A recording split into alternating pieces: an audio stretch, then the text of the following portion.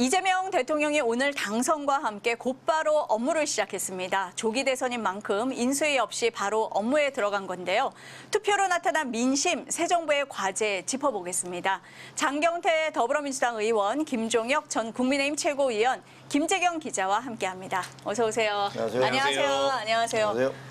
뒤에 국회의사당 모습 보이고 있고 또 국회에서 두 분을 만나뵈니까 좀 새롭습니다. 네. 어떠셨어요? 여기 보니까 시민들도 굉장히 많이 계시고 하던데요. 나 여기 3층 가설 스튜디오 올라오는데 무서워서 네. 혼났어요. 진짜 이렇게 높은 스튜디오에서 하는 건 처음인데. 스튜디오 평을 하시면 안 되고요. 아, 그래요? 조 의원님. 보니까 잔디광장에 시민들이 굉장히 많이 있더라고요. 장 의원님 취임 선서 행사 가셨었습니까? 네, 당연히 갔고요. 아마도 이 12월 3일 비상계엄 이후에 6월 3일까지 6개월여 동안 대한민국이 사실상 멈춰 있었습니다. 공무원들도 손을 다 내려놓고 있고 국내 기업들도 투자를 보류하고 또 외국계 기업들도 또 외국인 투자도 눈치 보는 상황에서 이 멈춰버린 대한민국이 이제는 다시 뛸 수 있다라는 어떤 대한민국 국민의 시민들의 희망들이 많이 또 국회로 모였던 것 같습니다. 최고위원님 어떠십니까? 어제 투표 결과부터 좀 여쭤봐야 될 것 같은데 어떻게 보셨어요? 79.4%라는 매우 높은 투표율을 보였잖아요. 근데 어떻게 보면 1987년도에 이제 89%까지 올라왔었어요. 그때는 이제 그 직선제 개헌을 해서 처음에 5공화국이 출범할 때였으니까 그 이후에 보면 아마 몇 번째 손가락에 꼽을 정도의 높은 투표율을 보였는데 저는 사실 이번에 투표율이 좀 낮을 줄 알았어요. 왜냐하면 애초부터 뭐 이렇게 그 국민의힘보다 민주당에 대한 지지도가 뭐 압도적으로 높게 나오기 때문에 그래서 좀 실망을 한 보수 지지자들이 투표장에 안 나오는 일이 벌어지고 또 민주당 지지자들도 뭐 우리가 이겼어라고 생각해서 투표장에 안 나오지 않을까 이렇게 생각을 했었는데 정작 까보니까 굉장히 높은 투표율이었고 사전 투표율은 지난번 대선보다 2%포인트 정도 낮았잖아요. 그렇죠. 그런데 전체 투표율이 2%포인트 높으니까 그러니까 일반 투표가 정시 투표가 4%포인트가량 높았던 거죠. 그렇기 때문에 뭐 이번에는 더 이상 무슨 부정선거 시비니 뭐 이런 것들을 하기는 쉽지 않겠다라는 생각이 들었고요. 어쨌든 뭐 이재명 후보가 대통령에 당선됐으니까 축하드리고 하지만 뭐 그 새 대통령이 직면한 과제가 결코 간단한 게 아니에요. 아시다시피 네. 뭐 그 지도를 보면 오른쪽은 빨갛고 왼쪽은 파랗고 쫙 갈려져 있지 않습니까? 이거 도대체 어떻게 해야 될 것이냐라는 그런 문제부터 시작해서 경제 문제 지금 이제 굉장히 어려운 상황이잖아요. 경제 문제가 무슨 이재명 후보 이번에 당선된 이재명 대통령의 책임은 아닐 겁니다. 그 이전에 뭐 윤석열 대통령도 있고 그 전에 문재인 정부도 있었으니까 뭐 연속성상에서 이어져 오던 것일 텐데 그렇다 하더라도 현역 대통령이 된 이상 이것을 해결해야 될 과제가 있고 또 외교 안보 문제 이런 것들도 하나하나 모두가 다 엄중하고 심각한 과제들이어서 과연 이재명 정부가 이것을 어떻게 극복해 나갈지 상당히 주목이 됩니다. 축하는 하셨는데 바로 야당 되신 것 같습니다. 저 야당이잖아요. 야당이셨습니까? 야당 맞습니다. 그 전에 출연하셔서 말씀하실 때와 달리 오늘은 바로 날을 세워서 말씀을 하셨습니다. 우리 장 의원님 어제 결과 어떻게 보셨습니까? 일단 뭐 김종혁 최고께서 말씀하셨던 대로 사전 투표율은 다소 낮았다고 말씀하셨지만 사실 이 기존의 사전 투표는 금요일, 토요일, 주말을 껴서 했었습니다. 그럼에도 불구하고 목요일, 금요일에 시행된 사전 투표임에도 불구하고 평일임에도 불구하고 사실상 투표율이 낮아지지 않았다는 점은 주목할 만하고요. 심지어 이 보궐선거임에도 불구하고 본투표가 기존에 있던 75%, 77%에 비해서 거의 80%에 육박하는 본투표율이 나왔다는 것은 그만큼 국민들의 민주주의에 대한 열망, 회복, 그리고 헌정질서에 대한 복원 등이 아마 관심이 많지 않았을까 이런 생각이 들고요. 그 기대감이 높았던 만큼 아마 대통령께서도 빠르게 인수위가 없는 또 정권이니만큼 아주 빠르고 신속하게 또 안정감 있게 이 여러 업무를 추진하고자 국정을 추진하고자 노력하신 모습들이 첫 브리핑을 통해서도 나타났다고 생각합니다. 과반 가까이 나왔잖아요. 득표율이. 당내에서는 어떻게 보고 계십니까? 상당히 사실 그동안 저희 민주개혁진영에서 대선을 치를 때 이렇게 사실 이게 선거 초반부터 이 우세한 상황에서 선거를 치렀던 적이 거의 없습니다. 2017년 탄핵 직후에 있었던 대선 과정에서도 사실 골든 크로스가 있을 만큼 잡힌 여론조사 결과들도 있었고요. 그 전에 같은 경우는 뭐 말할 것도 없이 2012년 대선은 박빙이었고 2007년은 저희가 거의 망한 선거에 가까웠던 정도였고 2002년, 97년 다 정말 박빙이거나 거의 저희가 후발주자로서 뒤쫓는 선거였는데 거의 이번 선거가 유일하다시피 할 정도로 선거 초반부터 우세했고 오차범위 밖에서 우세함을 계속 보여줬고요. 아마 그 부분들이 안정적으로 흐르면서 상당히 또 이 보수 진영으로서는 아마 제가 기억하기로는 최악의 결과거든요. 상당한 큰 격차로 이겼던 만큼 어떤 국정 동력의 힘은 상당히 받고 있다라고 생각합니다. 장 의원님이 어쨌든 여론조사 기관 내내 앞서 있었던 선거였다라고 말씀을 하셨는데 선거 막판에 국민의힘 지도부에서는 지지율 역전이 일어나고 있다라고 얘기를 했었거든요. 그 진단은 아닙니까? 그거는- 투표장으로 많이 나오라 뭐 이런 뜻이었어요? 아니 깜깜이 기간 중에는 다 그렇게 네. 얘기하는 거예요. 아, 그런 거예요? 지는 사람들은 지난번에 정동영 네. 후보가 네. 이명박 후보하고 네. 22%포인트로 졌어요. 네. 그때도 근데 그랬나요? 그때도 똑같이 얘기했잖아요. 그랬어요? 깜깜이 기간 중에 와 우리가 골든 크로스 이뤘습니다. 그렇게 얘기하는 건 너무나 당연한데 네. 근데 지금 그 이재명 후보는 지난번 3년 전에 대선에서 얻었던 표에 비해서 1.6%포인트 더 얻었을 뿐이에요. 그래서 사실 저는 개인적으로는 50% 훌쩍 넘을지도 모르겠다라는 생각을 했어요.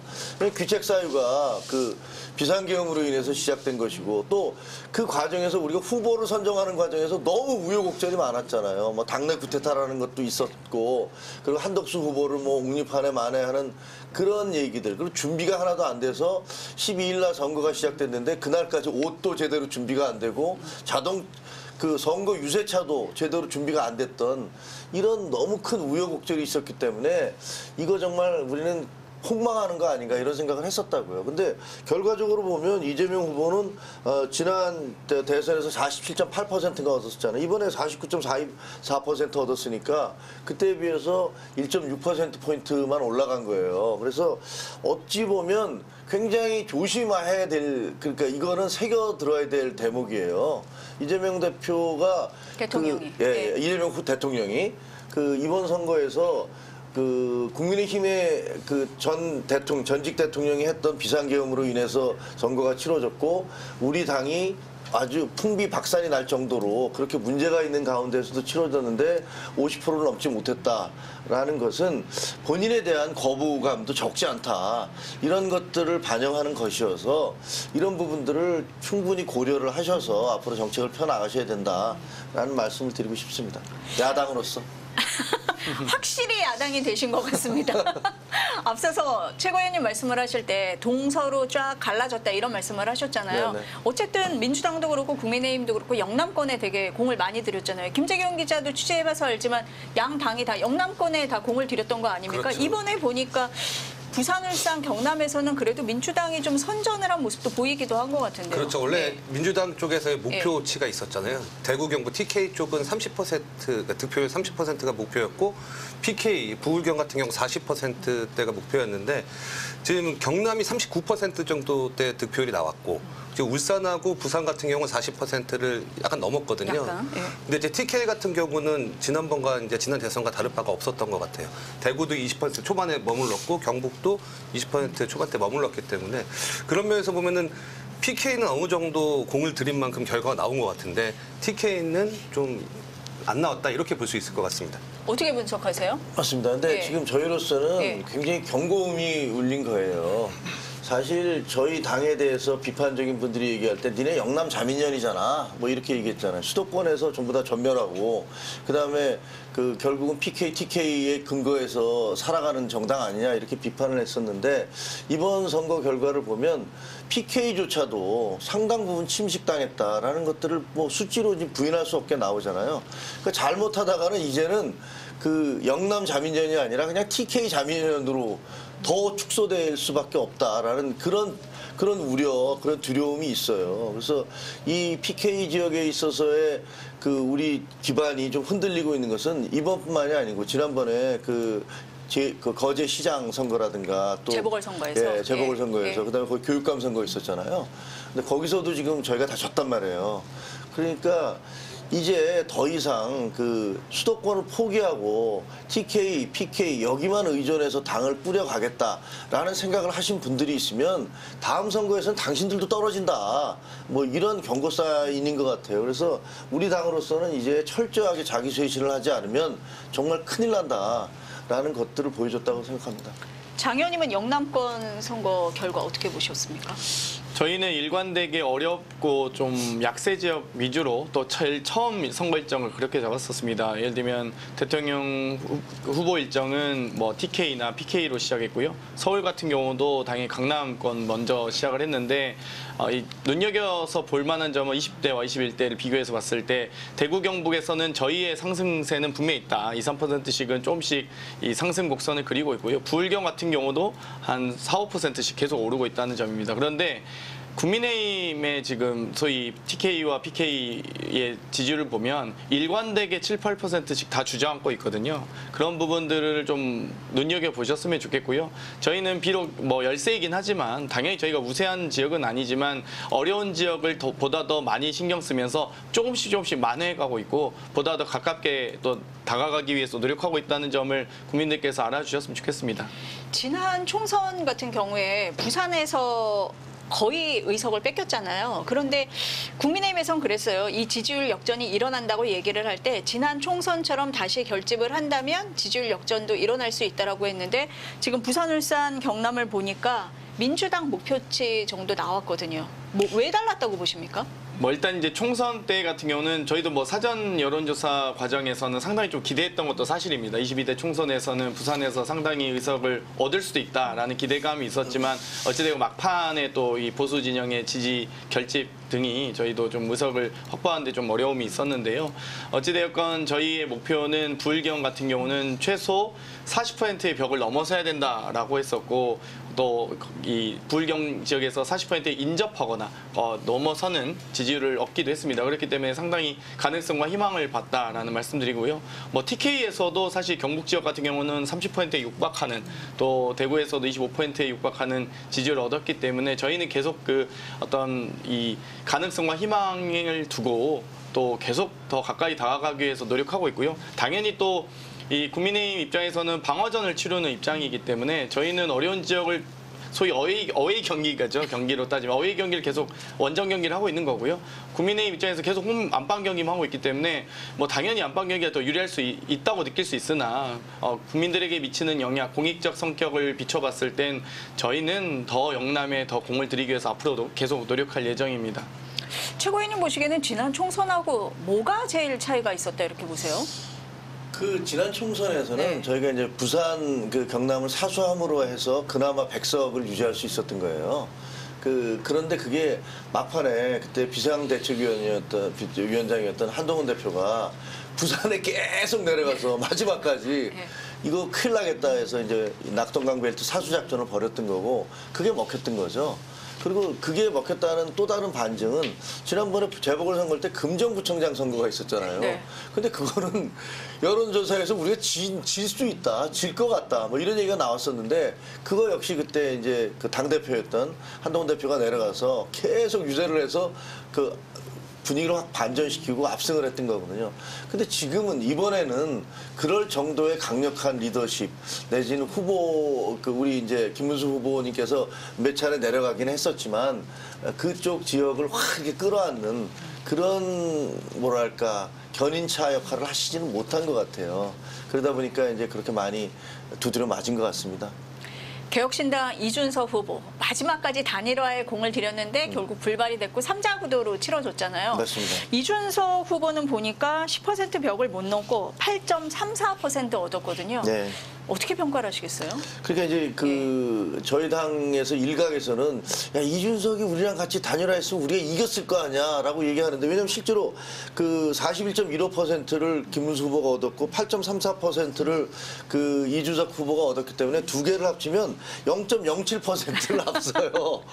그러니까 네. 우리가 이길 수 있었던 거 아니냐. 현실적으로는 그렇게 안 되죠. 이준석 후보를 만약에 단일화를 하면 일부는 우리한테 오고 또 일부는 민주당에 가고 일부는 그 투표를 안 하고 이렇게 될 테니까 그거는 사실상 가능한 얘기는 아닙니다. 하지만 이제 단일화를 하면 뭔가 이제 으쌰으쌰하는 분위기가 있어서 뭔가 상승세를 타지 않았을 것이냐 뭐 이런 기대도 있는데 어쨌든 이준석 후보는 끝까지 완주를 했고 근데 이번 그 선거에서 가장 큰 타격을 입은 건 제가 보기에는 뭐 저희 당이 가장 큰 타격이겠지만 뭐 그에 준하는 타격을 이준석 후보도 입었다고 생각을 해요. 왜냐하면 10% 벽을 두 자리를 못 넘어갔잖아요. 두 자리를 못 넘어감으로 해서 일단 그 재정적으로도 선거 비용을 하나도 보존받지 못하니까 그런 타격이 있고 그다음에 그 기대감, 저 이번에 적어도 두 자리 넘어가서 뭔가 유의미한 득표를 하는 거 아니야? 라고 생각을 했었는데 그게 안 됐고 그다음에 막판에 그 토론, 제3차 토론에서 보여줬던 그 젓가락 막말 뭐 이것을 통해서 본인이 그동안에 가지고 있었던 차별적 언어를 많이 사용한다. 갈라치기 한다. 누구를 굉장히 적대시하거나 악마화함으로써 본인의 표를 가져가려고 한다라는 그런 부정적 이미지가 있었는데 그런 이미지를 이번에 떨쳐버리기는커녕 다시 한번 재확인시킨 그런 측면이 있어요. 그래서 이준석 후보는 상당한 타격을 입었다 이렇게 보여집니다. 장 의원님은 어떻게 평가하세요? 뭐 사실 뭐 저도 이준석 후보가 이 3차 토론을 기점으로 상당히 좀 주저앉은 지지를 보였다고 말씀드리고 싶은데요. 뭐 이제 공표가 안 되는 여론조사에서 제가 다 말씀드릴 수는 없겠지만 저희가 파악한 바에서도 이준석 후보가 그전엔 두 자릿수를 일관되게 나왔었습니다. 그런데 3차 토론 직후에 한 3분의 1 정도는 지지율이 확연히 빠지는 결과들이 많이 있었고요. 방금 이 단일화를 통해서 뭐 국민의힘 후보가 지지율이 상승했을까라고 했을 때 그 과정에서 사표 방지 심리라는 것을 지적하고 있거든요. 근데 투표에 임박해서 사표 방지 심리가 있다고 했을 때도 결국 그 사표 방지는 안티표거든요. 그러니까 이재명 후보의 당선을 반대하는 사표 방지가 작동을 해서 이준석 후보에게 있었던 표가 김문수 후보에게 전이됐다면 사실 그것들이 다 대부분 반영된 지금 선거 결과이기 때문에 결국엔 결론적으로는 김문수 후보의 득표가 이미 사표 방지 심리 등에 반영됐음에도 불구하고 41% 밖에 기록하지 못했기 때문에 상당히 큰 격차로 졌다라는 점을 말씀드릴 수밖에 없고요. 이준석 후보는 어찌됐건 이 3차 토론 과정에서의 문제 들을 극복하지 못한 것, 또 사표 방지 심리와 단일화 이 수렁에서 벗어나지 못한 것이 아마 결국엔 10% 벽을 넘지 못하는 과제가 되지 않았나 이런 생각이 듭니다. 끝까지 완주한 건 잘했다 이렇게 보십니까? 뭐 본인이 뱉은 말이 있으니까 완주는 해야 됐었죠. 네. 저희가 그런 겁니까? 아니 뭐 저희에게도 지지율이 오긴 합니다. 근데 이제 약간 다소 투표 이 격차가 좀 줄 수는 있었으나. 결정적인 뭐 이 캐스팅보트 역할까지는 할 수 없었기 때문에 별로 이렇게 단일화 이슈에 대해서 저는 관심은 없긴 했습니다, 사실. 지금 저희가 오늘 국회에서 얘기를 하고 있잖아요. 지금 뒤에 국회의사당도 보인다 그 말씀도 드렸었는데 이재명 대통령 여기서 취임 선서를 했잖아요. 통상의 취임식하고는 좀 달랐던 거죠. 그렇죠. 예. 그 보통 이제 지난 윤석열 정권, 그러니까 윤석열 전 대통령이 여기서 이제 취임식을 했을 때는 대규모로 행사를 했었잖아요. 근데 이번에는 굉장히 간략하게 했고 내용도 취임식이 아니다, 취임 선서다라고 이제 명확히 선을 그었는데 사실 지금이 굉장히 엄중한 시기고 그 내란 이후에 이제 조기 대선이 벌어진 거고 이런 것들을 수습해야 되는 역할이 있기 때문에 규모도 간소화시켰던 걸로 보이는데요. 사실 이런 것들이 그 이재명 대통령이 국민주권 정부라고 이름을 지었잖아요. 이게 선거운동 기간 내에 취재를 하다 보면 항상 입에 그러니까 자주 나오는 발언이 이제 정치인은 아니면 이제 공무원은 국민의 머슴이다, 국민의 충복이다 이런 얘기를 하잖아요. 이제 그런 연장선상에서 보면은 이런 취임식도 간소하고 실용적 이제 정부로 빨리 이제 일을 하겠다 이런 의지를 보이고 또 재헌절 때도 이제 대통령 취임 정식 취임 행사가 있는데 그것도 임명식이다. 이제 국민이 대통령을 임명하는 거지 그 대통령이 취임하는 거 기념하는 행사가 아니다라고 얘기했잖아요. 그런 의미들이 좀 오늘 많이 보인 것 같습니다. 앞서서 출연을 했던 박지원 의원은 그런 얘기를 하셨어요. 국회 로텐도르에서 하는 취임 선서 안 보고 싶다. 앞으로는 안 보고 싶다 이런 말씀하셨거든요. 어떻습니까? 그 세레모니라는 건요. 네. 사실은 의전이라는 게 돈이 들지만 그러나 그것이 주는 상징적 의미도 있고 국가적인 어떤 품격이라든가 이런 것들을 보여주는 게 있어요. 그래서 가능하면 사실은 정상적으로 대통령이 뽑혀서 많은 분들이 국민들이 참여를 해서 거기서 새 대통령의 출범을 축하를 하고 그리고 어떤 미래에 대한 새로운 꿈을 꾸고 하는 게 필요합니다. 물론 거기에 이제 돈도 들고 뭐 이러겠지만 적어도 5년에 한 번씩 지금 현재 법으로는 5년에 한 번이니까 그런 행사를 통해서 내가 대한국민이라는 것들을 확인을 하고 나의 주권 내가 투표를 행사함으로써 내가 투표를 한 사람이든 아닌 사람이든 간에 대통령이 취임하는 장면을 보여주는 것 이것은 굉장히 의미 있는 거라고 생각을 해요. 그래서 저는 그 부분에 대해서만큼은 박지원 의원님하고 생각이 같대요. 그 로텐도 그래서 이렇게 뚝딱뚝딱 간단하게 하고서 뭐 몇백 명 모여갖고 그냥 악수하고 끝나는 거는 별로 좋아 보이지는 않는다. 그래서 저도 그렇게 제대로 이제는 이런 일이 없이 정상적으로 선거가 치러지고 그리고 취임도 제대로 했으면 좋겠다라는 생각을 합니다. 정상적으로 대선이 치러져야 된다 이런 뜻이겠죠. 예. 사실상 인수위 없이 당선과 동시에 임기를 시작하는 소위 이 탄핵으로 인한 이 보궐선거 취임식에 대한 말씀을 하신 거라고 봅니다. 기존에는 이제 인수위 기간을 충분히 갖고요. 국정 운영에 대한 여러 가지 구상과 비전을 발표하고 나서 국회 잔디마당에서 국내외 많은 어떤 내외빈들을 모시고 또 국민들과 함께 취임식을 치르곤 했었는데 사실 오늘 같은 경우는 로텐도홀에서 아주 약식으로 간단하게 하셨거든요. 그래서 이런 로텐도홀 취임식이 자체가 가급적이면 더욱더 더 많은 국민과 함께하고 싶다는 마음은 당연한 것 같습니다. 더 이상의 이제는 국정농단이라든지 어떤 내란이 없는 정상적 이 대한민국으로 다시 한번 거듭나는 계기가 됐으면 좋겠습니다. 오늘 취임사라고도 안 했던 것 같아요. 국민께 맞아요. 드리는 말씀 이렇게 네, 그렇죠. 표현을 했던 거예요. 어떻게 얘기를? 여기서 네. 그 내용을 좀 보면 그 민주주의를 좀 강조했던 게 좀 눈에 띄었고요. 그게 이제 무너진 안보와 평화, 뭐 민생 경제 또 이제 민주주의 이렇게 무너진 것들을 일으켜 세울 시간이다. 이렇게 이제 처음에 이제 이재명 대통령이 말을 했고.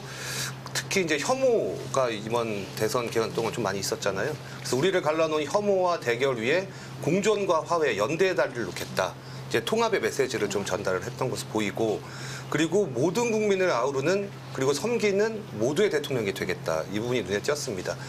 근데 이제 제가 보기에는 국가적 위기감도 좀 드러났던 것 같아요. 이 메시지에 보면은. 그러니까 세계가 지금까지 겪어보지 못한 이제 초과학기술, 뭐 인공지능 혁명 이런 것들이 일어나고 있잖아요. 그런 것들을 언급했고 기후위기나 산업 대전환 또 미국 이제 보호무역주의 이런 것들이 이제 확대되면서 우리의 생존 위협받고 있다. 지금 대한민국에 처한 현실을 좀 언급을 했었고요. 이제 그렇기 때문에 이런 것들을 이런 난제들을 해결하려면 이제 즉각적인 대응이 필요하고 오늘 메시지에서 이제 비상경제 대응 TF를 즉시 꾸리겠다고 얘기했잖아요. 그리고 새 정부는 정의로운 통합정부다, 유연한 실용정부다 이렇게 규정을 했고 그러면서 진보의 문제도 없고 보수의 문제도 없고 대한민국의 문제만 있을 뿐이다. 또 박정희 정책도 김대중 정책도 필요하고 유용하면 구별 없이 다 쓰겠다 이런 표현을 내놨잖아요. 그런 거 보면 이제 실용적이고 통합적인 정부가 되겠다 이런 메시지로 이제 마무리했던 것 같습니다. 장 의원님은 어떤 부분에 가장 주목하셨습니까? 저는 뭐 아무래도 국민통합의 메시지와 더불어서 책임 있는 통합에 대한 주목을 좀 할 필요가 있는 것 같습니다. 결국엔 여러 국민들의 전체적 이익을 반영한 국민통합도 중요하지만 더 이상 그 국민적 통합, 그러니까 국민적 이익과 통합에 저해되는 분열의 정치에 대해서는 과감하게 단절해야 된다는 말씀이 있으셨고요. 당연히 경제적 회복과 실용정치, 실용경제 노선에 대해서는 강조하셨던 만큼 여러 가지 이 국민적 통합에 따른 그리고 과거의 국익에 저해되는 국민의 이익에 저해되는 그 부분에 대한 단절은 명확하게 말씀하셨고요. 그 위에 있을 여러 가지 박정희의 정책 먹은 김대중의 정책을 말씀하시면서 실용주의 노선에 대해서 아마 천명하신 것으로 보입니다. 최고위원님은 어디에 좀 주목하셨어요? 일단 비상경제 대응 TF를 만들겠다. 네. 이런 것은 지금 현재 우리가 처한 어떤 경제 상황의 어려움, 민생의 곤궁함을 따져본다면 잘 선택한 거라고 생각을 하고요. 그다음에 이제 뭐 모두의 대통령이 되겠다. 그리고 보수의 문제나 진보의 문제가 아니라 국민의 문제다라고 얘기한 것들, 이런 것들은 새겨 들을 만한 좋은 얘기였다고 생각을 합니다. 그리고 뭐 DJ의 정책이든 박정희의 정책이든 뭐 그런 거 가리지 않고 쓰겠다. 좋은데 문제는 이제 이것이 대부분 취임할 때 다 그런 얘기 하잖아요. 저를 찍은 사람뿐만이 아니라 저를 찍지 않은 사람의 대통령이 되겠습니다라고 문재인 대통령도 얘기하셨고 그때 뭐 시작은 평등하고 과정은 공정하고 결과는 정의로운 사회 만들겠습니다 이렇게 얘기하셨어요. 근데 그게 그렇게 됐느냐에 대해서는 서로 여러 가지 이견이 있는 거라고 생각됩니다. 그래서 말이 중요한 게 아니라 이 말을 어떻게 실천할 것이냐가 더 중요하다 이런 말씀을 드리고 싶고요. 또 하나는 내란 극복을 하겠다라고 얘기하셨는데 저는 그걸 들으면서 뭘 어떻게 하면 내란 극복을 하는 거지? 라는 생각이 들었어요. 왜냐하면 지금 현재 현직 대통령은 어쨌든 비상계엄, 불법적인 비상계엄을 해서 파면이 돼 있고 지금 재판을 받고 있고 그와 관련해서 검찰과 경찰이 수사를 하고 있어요. 그렇기 때문에 지금 우리로서는 그 검찰과 경찰의 수사와 재판을 갖다가 제대로 지켜보고 뭐 미진한 게 있다면 그것을 충실히 하면 되는 거거든요. 근데 잘못하면 이것이 그 이전에 이제 민주당이 계속 국민의힘에 대해서 그 프레임을 씌우듯이 니네는 내란 정당이다. 그러니까 너희는 우리한테 찍소리도 하지 마라. 라는 식의 어떤 정치적 공방을 만들기 위한 그런 틀이 돼서는 안 된다. 그리고 지금 현재 대한민국이 내란 상황입니까? 우리 지금 대한민국에서 내란하겠다고 설쳐되는 사람이 있는 건 아니잖아요. 그렇게 주장했던 사람은 파면됐고 그다음에 그걸로 인해서 명령받은 사람들까지도 지금 재판을 군인들과 경찰들이 받고 있고 그렇기 때문에 뭐 그 취지는 알겠습니다만 이것을 빌미로 해서 이것을 정치적인 어떤 이득을 얻기 위한 수단으로 사용하면 안 된다라는 생각은 들었어요. 내란 극복 어떻게 설명하시겠어요? 비상계엄 당시에 한동훈 심지어 집권 여당의 한동훈 대표가 국회 본회의장까지 피신한 상황이었습니다. 만약 국회의원 제적 150명이 다 참석을 하지 못해서 경찰과 군 병력에 의해서 가로막혀서 계엄 해제 결의안이 통과되지 않았을 경우엔 아마 이 방송도 없었을 것이라 생각합니다. 아마 MBC라는 방송국도 전 사라지지 않았을까라고 싶을 정도로 라고 예상할 정도로 그렇게 엄혹한 시절이 되었을 텐데요. 어찌되었건 그 과정을 극복하는 과정은 정말 민주주의의 어떤 민주주의를 지키기 위한 시민들의 노력과 장과차를 맨몸으로 막는 그런 노력과 또 혹은 이 군인들의 소극적인 작전 수행 아니었습니까? 그럼에도 불구하고 그 소극적 작전 수행의 이 과정은 결국 근거는 5.18 당시에 여러 가지 전두환 이 12.12 쿠데타 당시에도 이 여러 차례 이 법원에서도 뭐 성공한 쿠데타는 처벌하지 않는다라고 했지만 결국엔 전두환 노태희 두 쿠데타 주범에 대한 이 처단이 있지 않았습니까? 법적 책임을 물었기 때문에 군인들도 이 헌법기관이 국회와 선관위에 침범하는 행위가 과할 경우에 당연히 큰 문제가 된다는 것을 인식도 하고 있었고요. 그렇기 때문에 저는 이 비상계엄이 결국 실패로 돌아갈 수밖에 없었다라고 생각합니다. 그렇기 때문에 이번에 이 내란으로 인한 현직 대통령의 탄핵과 여러 이 대통령 선거가 있었지만 그럼에도 불구하고 내란죄에 대한 형사적인 책임은 아직 책임 묻지 못한 상황입니다. 그리고 제대로 된 비아폰 서버 기록이라든 이런 것들 다 증거인멸에 해당하는데 여기에 대해서 제대로 지금 확보하지 못하고 있거든요. 그렇기 때문에 이 내란 이 범죄 행위에 대한 이 처벌은 아직 실행되지 않았다. 단순히 내란 행위자 주범들의 행위 자체만 중지되었을 뿐이지 그 범죄에 대한 책임을 묻지는 않았기 때문에 그 부분에 대한 단죄가 있어야만 앞으로는 어떤 대통령이 나오더라도 또 어떤 군인들도 쿠데타는 안 된다. 또 비상계엄으로 시민에게 총칼을 들이대선 안 된다라는 역사적 교훈을 줄 수 있다고 생각합니다. 김종육 최고위원님이 내란 수사와 재판이 진행되고 있지 않냐라고 말씀을 하셨는데 장 의원님은 그게 철저하게 완벽하게 이루어져야 된다. 그런 입장이신 걸로 이해하면 될까요? 그냥 겉핥기는 안 된다. 수사 네. 정도밖에 안 됐습니다. 지금 수준에서는 안 된다. 저도 거기에 찬성해요. 네. 철저히 수사를 해야죠. 네. 그래서 그 헌법을 문란하게 한 사람들에 대해서는 책임을 물어야 돼요. 그러니까 그걸 반대하는 게 아닙니다. 단지 그것을 정치적으로 악용하지 말아달라는 말씀을 드립니다. 네, 악용 안 하겠습니다.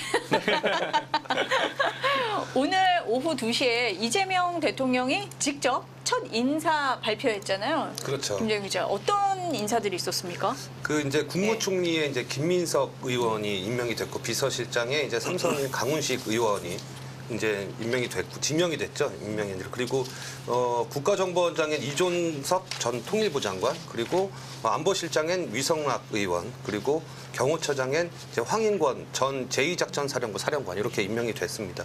근데 나오는 얘기는 이제 급하게 꾸려서 당장 이제 국정을 운영해낸 정부다 보니 당에서 이제 손발을 이제 맞췄던 이제 김민석 의원과 또 전략적으로 꼽혔던 강훈식 의원이 이제 합류를 했다. 뭐 이렇게 지금 평가가 나오고 있습니다.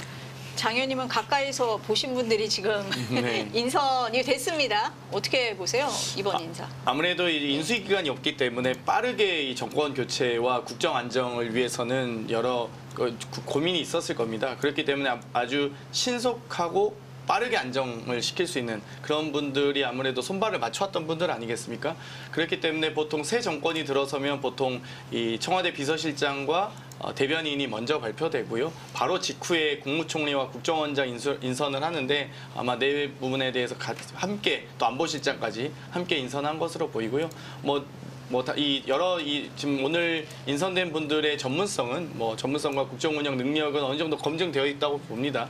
그렇기 때문에 이미 원내에서 사선을 하면서 또 당의 수석 최고위원을 했었던 김민석 수석 최고위원이 국무총리로서 또 국무총리가 빠르게 인선되어야 다른 내각의 장관들에 대한 재청권을 국무총리가 가지고 있기 때문에 빠르게 내각 구성을 할 수 있거든요. 그렇기 때문에 그래야 또 국무회의를 열 수 있고 그렇기 때문에 아마 국무총리에 대한 인선 가장 또 이 소위 손발을 맞춰본 정말 눈빛만 교환해도 의중을 알 수 있는 그런 분이 되지 않았나 이런 생각이 듭니다. 인수위 없이 출범을 했기 때문에 말을 하지 않아도 맞출 수 있는 사람들, 빨리 업무를 할 수 있는 분들로 꾸렸다 이렇게 보시는 거고, 야당에서는 어떻게 보십니까? 인선. 아니 일단 국무총리를 임명을 해야지 현행 법상 국무총리의 제청에 의해서 국무위원들이 임명을 할 수 되죠. 있으니까 빨리 임명을 해야 돼요. 그래서 그래야지 통과가 된 다음에 청문회를 통과가 된 다음에 그 국무총리가 제청을 할 수 있거든요. 사실상 대통령과 상의해서 하겠지만 그런 절차가 필요하고, 그다음에 또 비서실장은 그 용산에 대통령실을 꾸리려면 비서실장이 있어야지 누구를 수석들은 어떻게 앉히고 어쨌든 그런 형식을 거칠 테니까 그런 게 빨리 그런 인선을 빨리 진행시키기 위해서 두 사람의 인선이 굉장히 성결적으로 이루어졌어야 된다라고 보고요. 그다음에 특이한 건 강훈식 씨 같은 경우는 친명은 아니잖아요. 그렇죠. 친명은 아니었는데 아마 젊고 그다음에 친명이 아니었고 그다음에 상당히 능력이 있다. 이런 분들을 다 고려해서 그렇게 따지면 우리 장경태 의원도 상당히 능력이 있으신데 어쨌든 그런 것들을 고려해서 하신 것 같고요. 더 젊으신데? 예, 그다음에 이종석 국정원장은 통일부 장관 했던 분이잖아요, 과거에. 그러니까 근데 아마 이분은 이제 그 국정원장에 임명되면 아마 그런 부분에 논란이 좀 있을 거예요. 과거에 이제 북한과의 관계에 있어서 어떤 역할을 했느냐 이런 게 논란이 될 수 있고, 위성락 안보실장 같은 경우는 이분은 러시아 대사한 분이거든요. 러시아 대사하고 저도 좀 개인적으로는 제가 워싱턴 특파원 할 때 이분이 워싱턴 대사관에 정무공사를 하셨었어요. 그래서 굉장히 유능한 분이에요. 그러니까 러시아 말도 아주 본토인처럼 하고 있고 영어도 잘하시고 그러니까 능력 있는 분이어서 이분 같은 경우는 아마 별 문제가 없겠다라는 네. 생각은 좀 드네요. 총리 평만 안 하셨는데요? 김민석 최고위원에 대해서. 김민석 의원 그러니까 참 세월을 많이 지났네요. 옛날에 이제 초선 국회의원 할 때 저는 이제 그때 출입 기자여서 32살에 처음 네, 된 그렇죠. 거죠. 그래서 저도 이제 비슷한 연배가 제가 조금 위지만 이렇게 비슷해서 아주 친하게 지냈는데, 야, 이제 저분이 총리까지 하시는구나. 아, 부럽네. 뭐라고 하세요? 혹시 물어보셨어요? 김민석 최고위원에게? 어제 네. 이제 저희가 여의도 광장에서 모여서 축하드린다는 말씀을 드렸고요. 네, 그 정도인 것 같습니다. 아무튼 지금 빠르게 국정을 안정시키고 또 경제 재건을 위한 내각 구성 등이 목표이기 때문에 저희가 빠르게 일할 수 있는 또 실전에 바로 투입할 수 있는 또 민재들을 좀 고르고 발탁을 했다라고 생각하시면 될 것 같습니다. 빠르게 일한다라고 말씀을 하셨습니다. 그럼 새 정부 첫 과제 뭐가 되어야 됩니까? 첫 번째도 경제회복이고 두 번째도 경제회복일 겁니다. 그러니까 사실 정말 윤석열 대통령의 비상겸 선포만으로도 국내 시가총액 144조가 순식간에 증발했거든요. 우리나라 보통 경제 성장률 3에서 4%였는데 그나마도 작년에 1.67%인데 비상겸 선포함으로써 반에 반토막 났습니다. 0.2%로 추락했거든요. 그러면서 14조가 순식간에 증발했는데 이런 부분들부터 하나씩 복원해야 되고요. 아마 이제 빠르게 주가 상승이라든지 지금 외국인 투자자들의 투자, 또 국내 기업들의 투자 계획 등도 앞으로 순차적으로 발표될 거고요. 뭐 사실 현대자동차만 해도 러시아 법인을 23년 12월에 폐쇄하지 않았습니까? 1,000원에 매각하는 그런 말도 안 되는 일도 일어났는데요. 그런 이 무역과 통상, 외교적 노력 이런 부분들도 빠르게 지금 복원해야 되기 때문에 지금 할 일이 사실 많습니다. 3년간 망쳐도 너무 망쳐놔서요. 지금 그런 부분들을 아마 안정적으로 운영하지 않으실까 이렇게 기대하고 있습니다. 최고위원님은 새 정부 첫 과제 뭘 꼽으시겠어요? 저는 뭐 예. 장경태 의원님하고 거의 생각이 같아서 뭐 더 덧붙일 거 없을 것 같고요. 네. 아까 말씀드린 대로 일단 민생 경제 살리는 게 최우선이고 그다음에 아마 투트랙으로 가지 않을까 생각을 하고 있어요. 예상을 하고 있어요. 아까 말씀드린 뭐 내란과 관련해서 뭐 우리 당에 있는 그 책임져야 될 사람들에 대해서 뭐 공세를 편다든가 뭐 이런 거 한편으로는 또 그 재정 그 같은 것들을 풀어서 그 경제 활성화 시키는 거 뭐 이런 양쪽 트랙으로 가지 않을까 이렇게 예상을 하고 있는데 그게 과연 어떤 결과를 맺을지는 좀 지켜봐야죠. 그 말씀을 하시니까 그러면은 이제 민주당이 거대 야당에서 거대 여당이 됐잖아요. 그렇습니다. 여야 관계는 어떻게 전망하십니까? 그 저희가 이제 걱정하는 것은 네. 그 잘못하면 이제 3건 모두를 한 사람이 장악하는 결과까지 오지 않겠느냐라고 두려워하고 있는 거예요. 왜냐하면 민주당 장경태 의원 들으시면 조금 뭐 반발하실지 모르지만 뭐 실제로 뭐 어버이 정당이네 뭐네 이런 얘기가 나왔었고 그다음에 이번에 후보를 거의 90%에 가까운 지지율로 후보를 만들어냈잖아요. 그러니까 그거 거의 김대중 대통령도 할 수 없었던 일들을 완전히 민주당은 그 이재명 후보 그때 당시 대표에 서 장악된 거 아니냐라는 그런 비판이 나올 정도로 당이 완전히 장악돼 있고 이번에 또 대통령이 되면 행정부를 장악하실 거고 그다음에 이제 대법원장도 임기가 바뀌고 또 알다시피 헌재 소장에 대한 임명권도 생기고 그러니까 어떻게 보면 입법, 사법, 행정을 모두 장악한 거의 총통제와 가까운 총통과 가까운 권한을 가진 그런 대통령이 생겨나는 거 아니냐. 이렇게 될 경우 이게 과연 삼권 분립의 원칙에 맞고 그리고 이게 민주주의를 위해서 좋은 것이냐라는 그런 두려움이 있죠.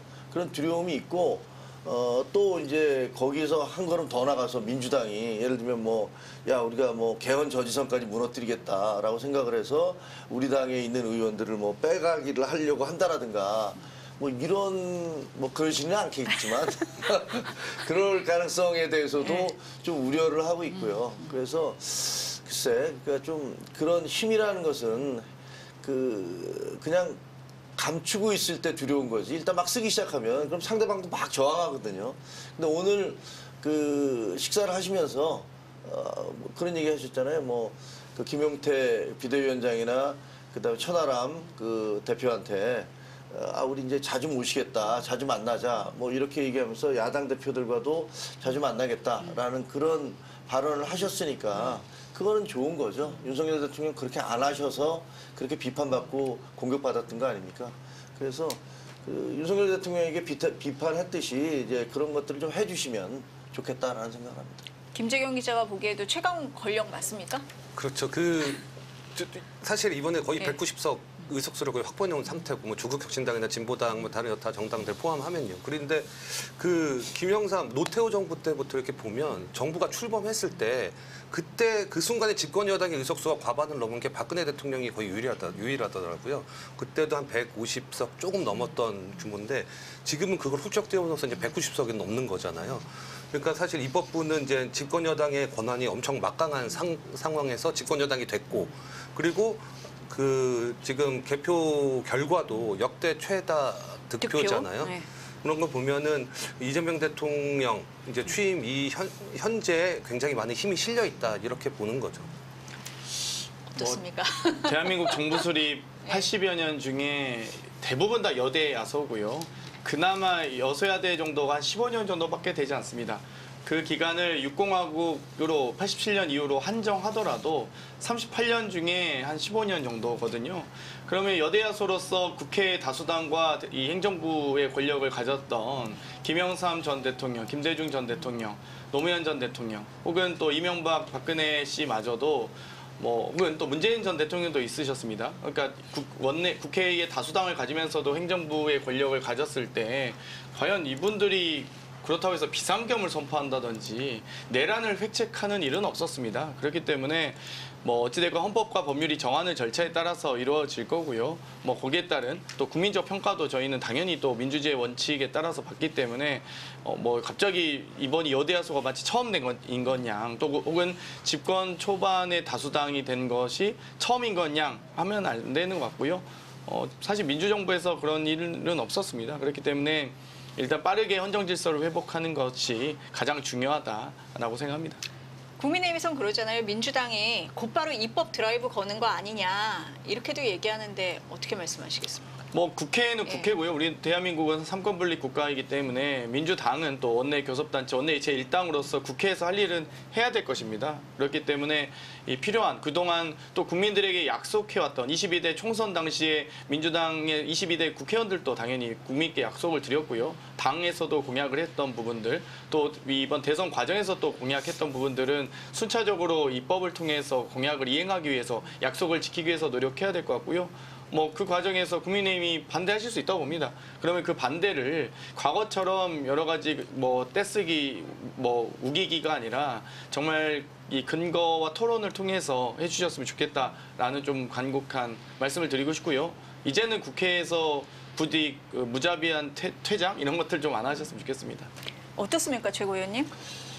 밀어붙일 것 같아요. 근데 양곡법 같은 거 있잖아요. 그거 야당일 때는 그렇게 주장을 하셨지만 그 표를 위해서라고 생각하는데 본인이 직접 그 대통령도 되고 그다음에 여당이 됐을 때도 그걸 밀어붙일까? 그걸로 인해서 예를 들면 양곡법이라는 건 쌀농사 장려법인데 그럴 경우에 그 경제적 부담은 어떻게 하려는지 그거 좀 이해가 안 되고 그다음에 노란봉투법이라고 얘기하는 뭐 국민의힘에서는 그 파업 무제한 보장법 아니냐 뭐 이런 얘기하는데 이것도 과연 할까? 이거 조금 의아스럽긴 해요. 왜냐하면 그 방송법 같은 경우도 민주당 정부 때 방송법 개정해야 된다 그렇게 얘기하다가 본인들이 딱 정권 잡으니까 싹 입수 있었거든요. 그런 거 보면 이게 원래 야당할 때 얘기하고 또 본인들이 이제 집권하고 나면 좀 달라질 수도 있겠다라는 생각은 드는데 네. 그러나 보면 김건희 특검법, 명태균 특검법 뭐 이런 거는 밀어붙이겠죠. 이런 거는 밀어붙여서 그다음에 뭐 예를 들면 내란 특검법이라는 거 관련해서 비상계엄과 관련된 것들 뭐 이런 것들 뭐 밀어붙일 거라고 생각을 해요. 특검법 어떻습니까, 장 의원님? 일단 양곡관리법은 쌀농사법은 아니고요. 쌀가격 안정화법이란 말씀 좀 드리고 싶고요. 특검법은 특검법대로 그동안에 일어났던 범죄 행위에 대해서 단죄하는 일이기 때문에 당연히 입법부에서는 여러 가지 특검이나 상설특검 등을 통해서 범죄와의 단절은 요구할 수밖에 없고요. 그 과정에서 뭐 대통령실이나 뭐 행정부는 다른 국정운영의 현안들이 많이 있습니다. 그렇기 때문에 다른 국정운영의 혹은 경제 회복에 집중하지 않을까 그렇게 예상을 합니다. 그렇기 때문에 국회의 할 일과 행정부의 할 일을 좀 구분했으면 좋겠다는 말씀 드리고 싶습니다. 내란 특검법 말씀을 하셨잖아요. 수사 대상 범위 어디까지 가야 된다 이렇게 보십니까? 뭐 내란 특검법 같은 경우는 크게 수사 대상과 범위 목적을 4가지 정도로 목표했었는데 거기에 뭐 외환죄를 추가하느냐 안 하느냐 해서 여야 협상 과정에서 외환죄가 빠지긴 했었습니다만 저는 개인적으로 외환죄도 필요하다고 봅니다. 외환 혐의도 분명히 이 북한으로부터 여러 가지 이 군사적 도발을 감행했던 부분, 국지 도발을 감행했던 부분들은 분명히 밝혀져야 되고요. 우리 대한민국이 만약 국군이 어떤 무인기를 이 북한에 있는 영공으로 이 영역으로 보냈다라고 한다면 그 부분은 왜 그랬는지에 대해서 어떤 북측의 도발을 원했던 이런 부분들에 대해서 밝혀져야 된다고 봅니다만 어찌되었건 외환 이 내란 특검법이나 또 김건희 특검법 혹은 또 억울한 이 죽음이었던 최혜병 특검법에 대해서 3가지만큼은 국민들께서 진실을 밝히고 책임자가 이 책임을 지고 또 재발 방지를 해야 된다라는 최소한의 요구들은 있습니다. 그렇기 때문에 거기에 대한 뭐 국민의힘이 최혜병 특검법까지 저는 반대하는 건 이유는 잘 모르겠어요. 뭐 임성근 사단장이 그렇게 소중한 분인지 잘 모르겠고요. 또 예를 들면 명태균 특검법 같은 경우도 명태균 씨의 여론 조작이나 여론조사 뭐 조작 과정에서 국민의힘 의원님들이 그 조작이 없었어야 된다고 생각하실 텐데 그게 동의하시는지 잘 모르겠고요. 내란 또한 내란 혐의 내란 과정에서 비상계엄 과정에서 다 몰랐다고 하셨잖아요. 다 국무위원들께서도 다 국무위원 간담회 과정에서도 잘 몰랐다. 그 전에 몰랐다라고 하셨고 국민의힘 국회의원들 중에서 저는 없으리라 본인들의 주장에 따르면 없으리라 생각하고 거기에 따라서 특검법 통과를 반대할 이유가 없는데 왜 반대하는지 잘 모르겠습니다. 그렇기 때문에 본인들께서 스스로 떳떳하고 당당하다면 최소한 3가지 특검법에 대해서 저희가 국민의힘 지금 특검법을 하고 있는 게 아니기 때문에 그 부분만큼은 동의해 주셨으면 좋겠다. 그리고 과거와의 단절을 하셔야 대한민국의 보수 정당도 앞으로 살 길이 생긴다라는 조언도 드리고 싶습니다. 어떻습니까? 최고위원님 분위기가 좀 바뀔 수도 있습니까? 특검법 처리 관련해서? 그럴 수도 있겠죠. 네. 예를 들면 뭐 그런 그 여러 가지 이제 보도나 이런 것들을 통해서 문제점들이 좀 더 확인이 되면 그리고 검찰에서도 다시 수사를 시작하고 있잖아요. 그렇죠. 재기 명령을 네. 내려서 네. 수사를 진행하고 있기 때문에 1차적으로는 그 검찰 수사에 맡겨놓는 게 맞습니다. 그래서 거기 원래 특검법이라는 것들이 검찰 수사가 제대로 수사를 안 하고 있거나 아니면 그 수사 결과를 발표했는데 전혀 이해할 수 없든가 뭐 이럴 경우에 하는 거잖아요. 그래서 지켜보는 것이 옳지만 그러나 그것이 제대로 되지 않았다라는 어떤 국민적 공감대가 있다면 그럼 뭐 특검할 수 있다고 생각을 합니다. 국민의힘은 어떻게 되는 거예요? 국민의힘은 이제 그 대개 보면 네. 그 과거 군사정권 시절에서도 YS나 DJ 같은 이제 야당이 있었잖아요. 그때 탄압도 많았고 그때 이제 그 굉장히 소수였는데 그런 경우에 그러니까 막강한 정부 여당이 있을 때 야당이 할 수 있는 것은 아주 선명하게 자기 색깔을 드러내면서 싸운 것밖에 없어요. 존재를 할 수 있는 그런 이유가 그런 거예요. 어떻게 보면 이제 다윗과 맞서는 고릴리앗과 맞서는 다윗과 같은 입장이 돼야 되는 건데 그 몸을 가볍게 하고 기동력을 가지고 그 다음에 어떤 대개 이제 거대 여당이 그 둔중하게 움직이니까 거기 약점을 빡 차고 나가고 바로바로 찌르면서 공격을 하는 그런 기동성 이런 적확성 이런 게 필요해요. 저희는 그렇게 가야 된다고 생각을 해요. 근데 지금 현재 지도부가 그럴 수 있다고는 생각하지 않아요. 왜냐하면 친윤 지도부는 제가 보기에는 너무나 그동안에 윤석열 대통령과 호흡을 맞추면서 이게 무슨 전투력이라든가 뭐 민주주의에 대한 기본 원칙 이런 것들을 파손시킨 것들이 너무 많거든요. 그래서 뭔가 우리 당에서도 커다란 변화가 필요하다 이렇게 생각합니다. 그러면은 당 안에서 비대위 체제로 가자는 쪽도 있는 것 같고 새 대표를 뽑자 이런 쪽도 있는 것 같은데 뭐 그런 얘기가 나오고 있는 겁니까? 그래서 뭐 아직까지는 안 나오고 있는데요. 비대위 체제라는 게 김용태 비대위원장 체제로 가자는 거잖아요, 지금. 그러면 그거 뭐 글쎄 김용태 비대위원장이 무슨 당내에 뭐 커다란 신망이 있어서 혹은 굉장한 능력이 있어서 되신 건 아니잖아요.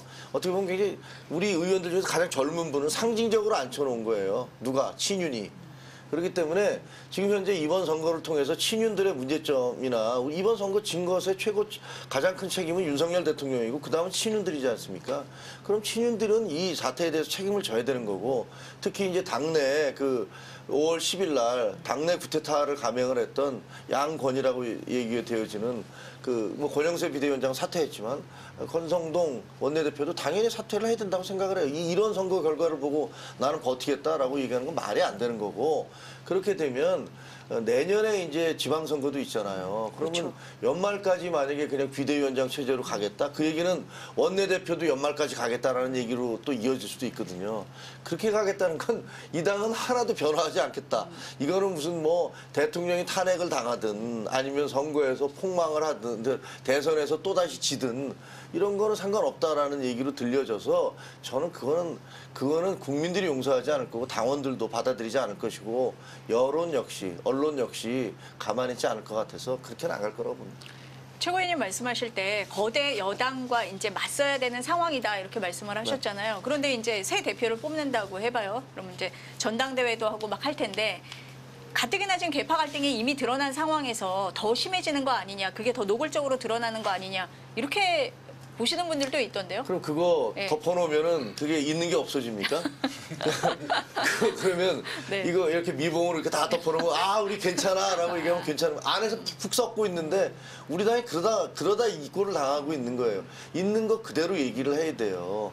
그리고 무슨 뭐 아니 지금 뭐 대통령이 어떻게 하셨어요? 윤석열 대통령이 여기 당 대표가 63%로 한동훈이 뽑혀서 당 대표 하고 있는데 당 중심은 원내 대표야. 뭐 이런 얘기를 하지 않나. 그리고 당대표하고는 만나달라고 그렇게 얘기해도 만나지 않고 신인들과만 계속 저녁을 먹고 술을 먹으면서 따로 오더를 내린다는 그런 의혹을 사지 않았습니까?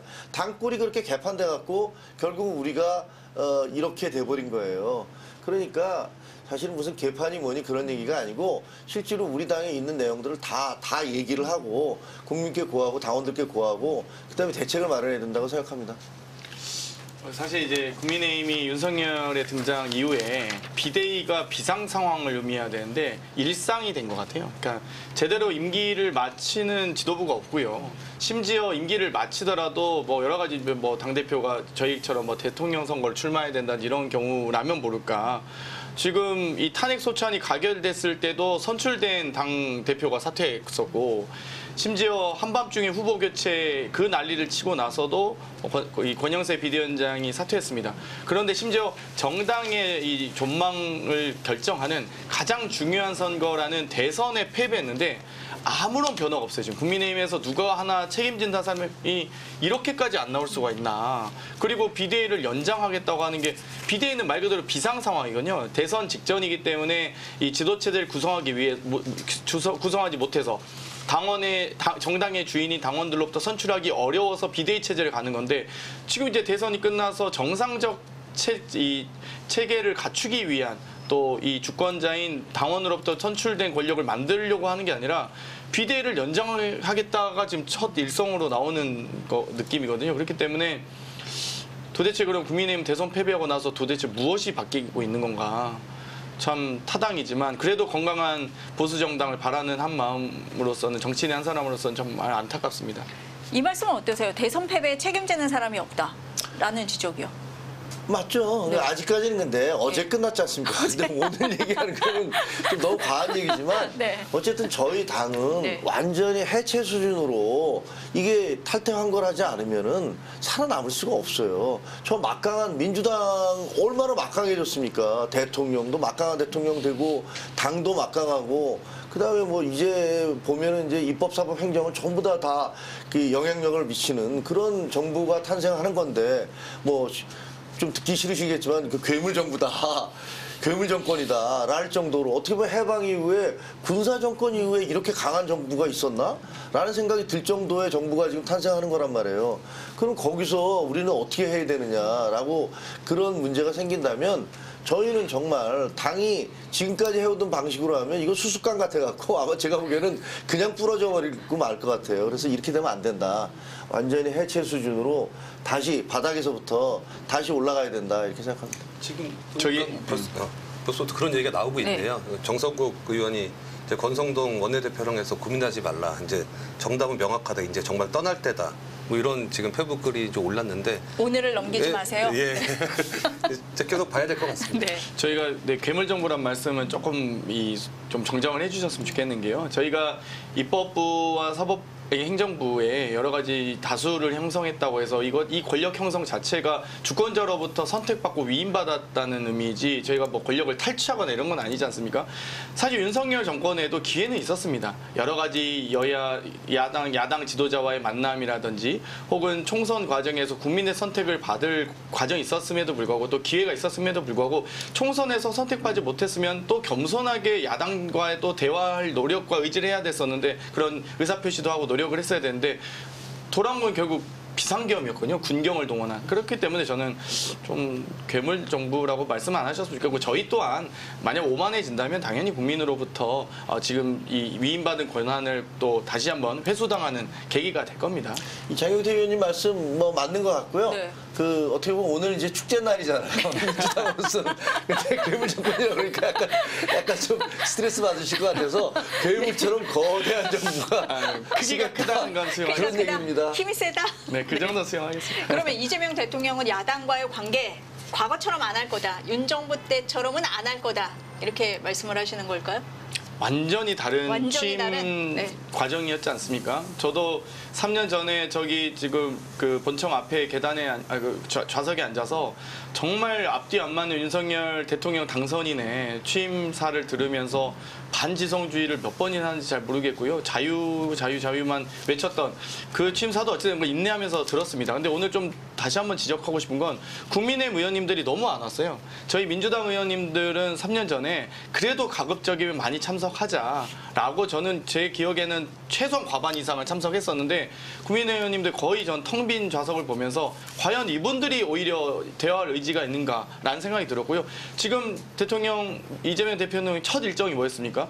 취임 이 시민들께 소통하는 과정 직후가 야당 대표들과의 오찬이었거든요. 대화의 자리 아닙니까?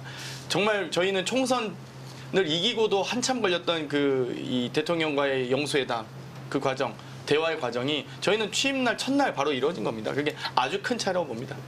저희가 지금 국회를 배경으로 방송을 했잖아요. 달라진 국회의 모습 아마 국민들이 기대하실 것 같고요. 대통령과 국회의 관계도 더 좋아졌으면 하는 바람을 가지실 것 같습니다.